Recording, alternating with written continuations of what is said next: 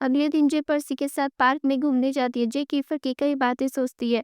पर्सी कहता है कि क्या तुमको उसकी कही बात पर विश्वास है? जे कहती है कि मुझे नहीं पता। पर्सी कहता है कि तुम्हें क्यों नहीं पता? जे कहती है कि मुझे पता चले अभी 1 महीना भी नहीं हुआ कि वे मुझे बेवकूफ़ बना रहे थे। मुझे नहीं पता कि वो फिर से सच बोल रहे हैं या नहीं।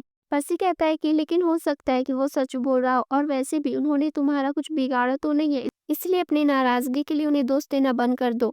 जे कहती है कि तुम किस बारे में बात कर रहे हो? पर्सी कहता है कि तुम अभी भी कीफर को लेकर नाराज़ हो। जे कहती है कि मैं नाराज़ नहीं हूँ, मुझे उससे नफ़रत हो गई है, उसका दिमाग ख़राब है। पर्सी कहता है कि क्या तुम कीफर के बारे में जानती भी हो? वो जब भी किसी को पसंद करता है, वो उसके लिए अपना सब कुछ दे देता है। जे चौंकते हुए बोलती है, सब कुछ? पर्सी कहता है कि हाँ, शायद इसीलिए क्योंकि उसका कोई परिवार नहीं है। इसलिए जब कोई उसे मिलता है, तो वो उसे जाने नहीं देता है। जे कहती है कि मुझे ये सब नहीं पता, मुझे इसे ख़त्म करना ही होगा। और फिर कुछ देर बाद जे को भूख लग जाती है, तो वो पर्सी के साथ एक रेस्टोरेंट में चली जाती है और कीफर भी उसी एरिया में हनी के साथ अपनी कार में जा रहा होता है। तभी कीफर को पर्सी की कार रेस्टोरेंट के सामने दिखती है, तो कीफर झट से हनी के साथ रेस्टोरेंट में घुस जाता है। पर्सी कहता है कि कीफर तुम यहाँ? जे कीफर का नाम सुनते ही उनकी तरफ ना देखने का फैसला करती है। तभी कीफर जे का नाम ले लेता है, जिससे जे को उनकी तरफ देखना पड़ता है।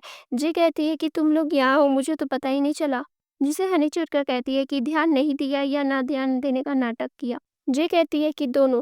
हनी कीफर से कहती है कि क्या तुम अपने दोस्त से मुझे नहीं मिलवाओगे? कीफर हनी और पर्सी को एक दूसरे से पहचान करवाता है, जिसे जे कहती है कि क्या पहचान हो गया तो अब आप चाह रहे हैं? तो हनी भी चुप नहीं रहती है, वो भी जे को बोलती है और दोनों में फिर से झगड़ा स्टार्ट हो जाता है, जिसे पर्सी जे को शांत करता है और कहता है कि ऐसा मत करो जे।